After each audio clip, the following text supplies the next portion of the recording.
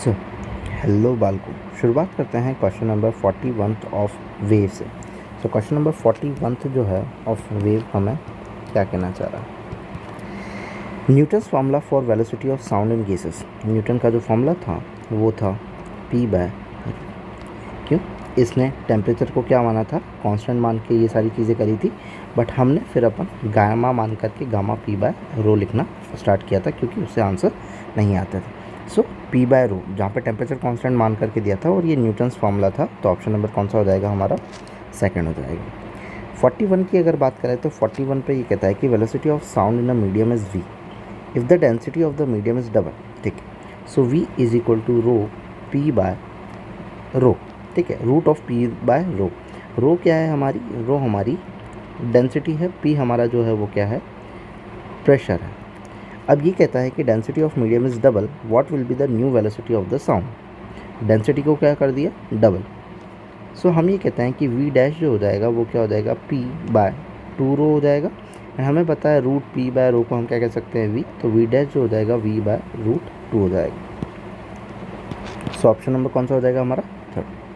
Move on करते हैं, question number 43 की तरफ चलते हैं। The velocity of the sound of a same pressure if in two monochromatic gas, monoatomic gas. Monoatomic gas मतलब कि दोनों का जो गामा हो गया वो क्या हो गया, सिमिलर हो गया।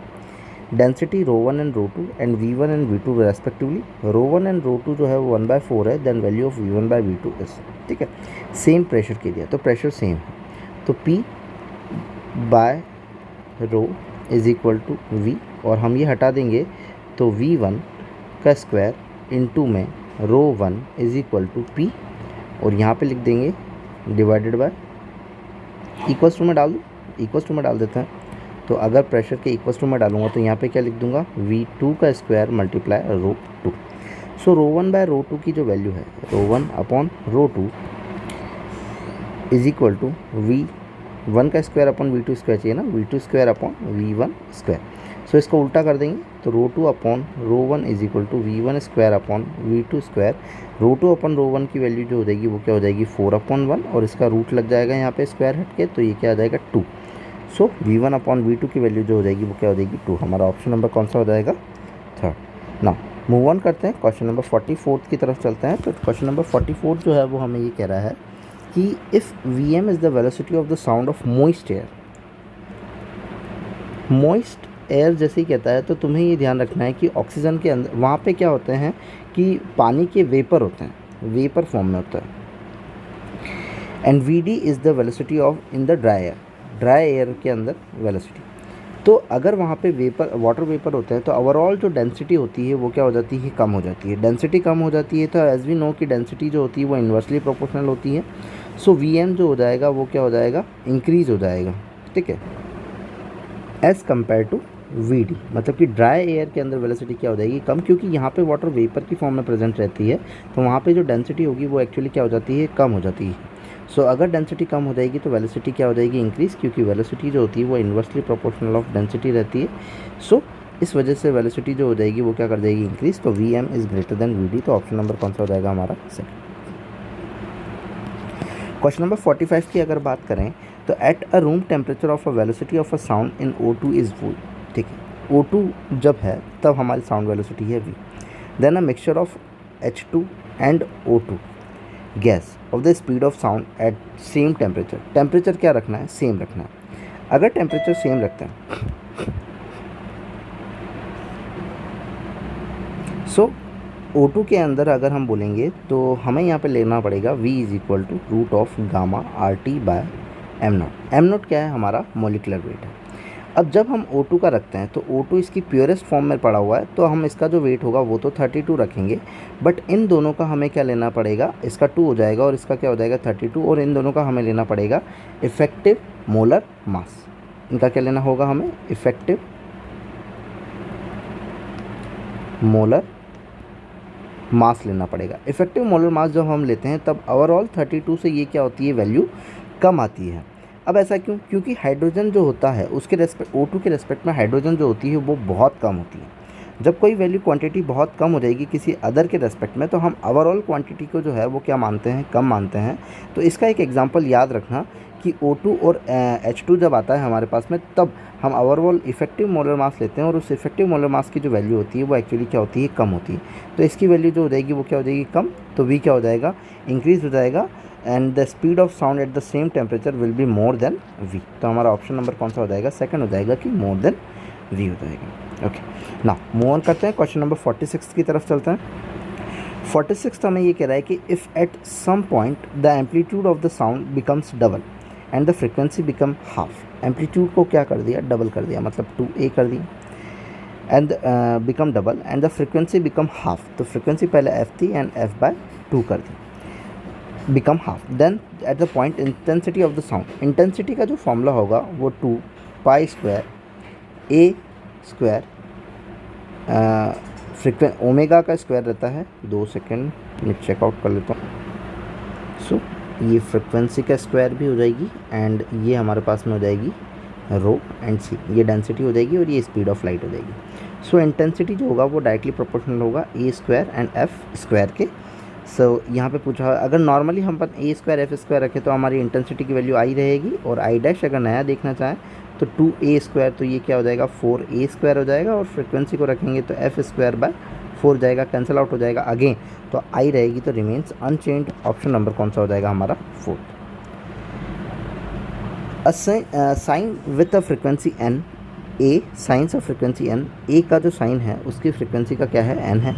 b sine with the frequency 1/4 of that of n, 1/4 of that of a, b का जो है फ्रिक्वेंसी वो n/4 लिख देते हैं। If the energy remains the same the amplitude of a is a, मतलब कि इसका एम्पलीट्यूड a है, then the amplitude of b, तो मैं उसको x मान लेता हूँ कि इसका b अपन को फाइंड करना है।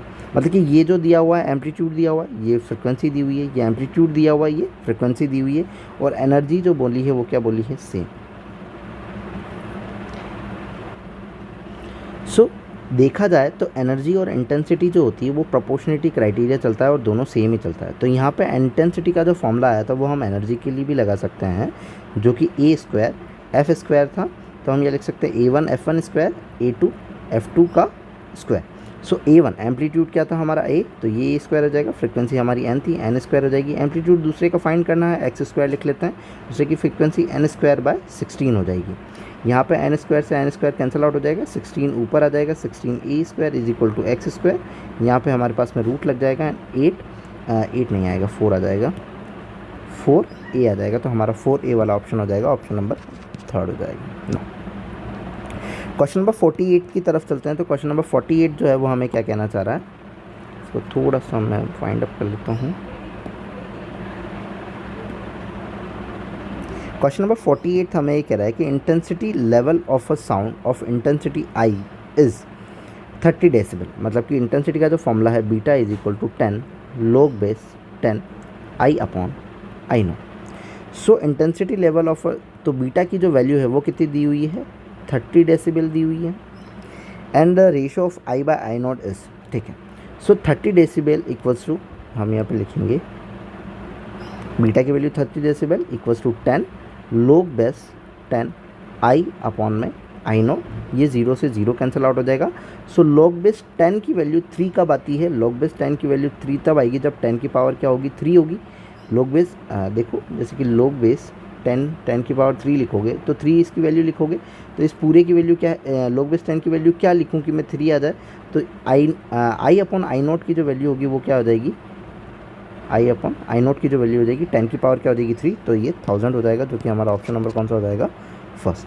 ना मूव ऑन करते हैं, क्वेश्चन नंबर चलते हैं हम आगे 49 की तरफ। 49 में कह रहा है कि a person speaks normally produce a sound of intensity 40 decibel at a distance 1 metre, ठीक है। अब डिस्टेंस का क्या रोल है, सो यहाँ पे 40 decibel at a distance 1 metre, ठीक है। तो 40 डेसिबल से हम निकाल सकते हैं beta is equal to 10 log base 10 I/I0, ठीक है। पहले वाली इंटेंसिटी I1 ले ली अपन ने। If the threshold intensity of a reasonable Audible, मतलब कि जितनी अपन को चाहिए वो जो दे रखी है वो कितनी दे रखी है, 20 दे रखी है। So 20 is equal to 10 log base 10 I2 upon में I0, ठीक है। अभी कहता है कि maximum distance with which it can be heard clearly, मतलब कि इस 40 डेसिबल वाले की डिस्टेंस कितनी है, 1 मीटर है। 20 डेसिबल वाले की भाई डिस्टेंस चाहिए कि 20 डेसिबल वाले की डिस्टेंस कितनी रहेगी। अपन इन दोनों को क्या कर देते हैं, माइनस कर देते हैं मान। अगर इन दोनों को माइनस करेंगे तो 40 माइनस 20 जो आ जाएगा वो कितना आ जाएगा, 20 आ जाएगा। And minus of log base 10, तो I1 I0 और I2 I0, तो log base 10 I0 log base 10 I0 जो होगा वो तो कैंसिल आउट हो जाएगा, हमारे पास में बच जाएगा log base 10 I1 bye I2, ये वाली क्वांटिटी हमारे पास में बच जाएगी। अगर हम कैंसिल आउट करें तो 0 से 0 कैंसिल आउट हो जाएगा, तो log base 10 I1 bye I2 की वैल्यू में क्या रखूँ कि आंसर कितना आ जाए, 2 आ जाए, तो 10 की पावर 2, तो I1 बाय I2 की जो वैल्यू हो जाएगी वो क्या हो जाएगी, 100, ठीक है। I1 बाय I2 क्या है हमारे पास में, दोनों का रेशो है, ठीक है। और इंटेंसिटी जो होती है वो इन्वर्सली प्रोपोर्शनल होती है क्या, डिस्टेंस के। तो I1 अपॉन I2 है हमारे पास में is equal to R2 upon में R1 लिख सकता हूँ। सो I1 अपॉन I2 की अगर मैं बात करूँ तो I1 अपॉन I2 की वैल्यू क्या है, 100, और R2 की जो वैल्यू है वो फाइंड करनी है, R1 की जो वैल्यू है वो 1 है, तो x इज इक्वल टू क्या आ जाएगा हमारे पास में, अगेन 100 आ जाएगा।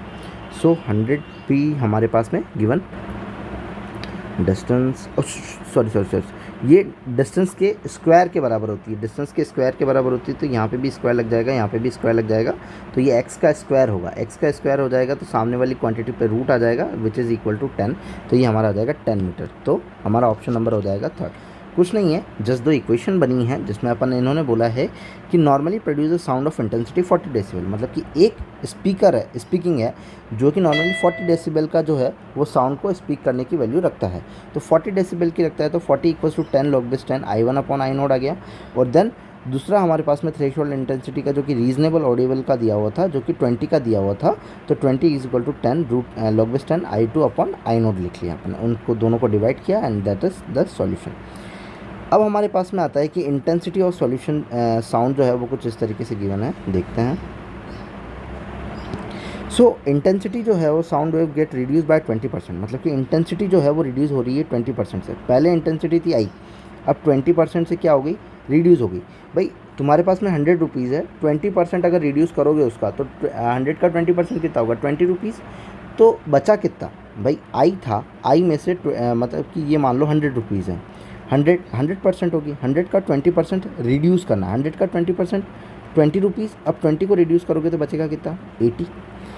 Pass through a slab reduce the reduction in intensity on passing through the 2 such consecutive slab, एक स्लैब से पास किया 80 हो गया।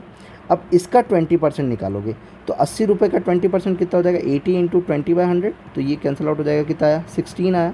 16 जो होगा 80 में से क्या हो जाएगा, माइनस हो जाएगा, तो 16 80 में से माइनस करोगे तो ये हो जाएगा 4, ये हो जाएगा 64, तो कितना हो गया, 64 हो गया। So the reduction in intensity मतलब कि परसेंटेज चेंज कैसा होगा भाई, पहले कितनी थी 100% थी, हो कितनी गई भाई 64 हो गई, तो 100 माइनस 64 करोगे कितना आएगा, 36। परसेंटेज देखना है कितना लगा लो, परसेंट, तो कौन सा हो जाएगा 36%। ऑप्शन नंबर कौन सा हो जाएगा हमारा, सेकंड। कुछ नहीं, जस्ट इंटेंसिटी को क्या किया है इन्होंने, 2 बार रिड्यूस करा है, रिड्यूस करने के बाद में इन्होंने पूछी कि रिडक्शन जो हुआ है वो कितना हुआ है, तो वो देखेंगे कितने, 100 से ही देखेंगे क्योंकि टोटल 100% ही होती है, तो 100% से रिडक्शन देख लिया और हमारी वैल्यू आ गई। So that are the 10 questions of wave. If you like then please subscribe. Thank you.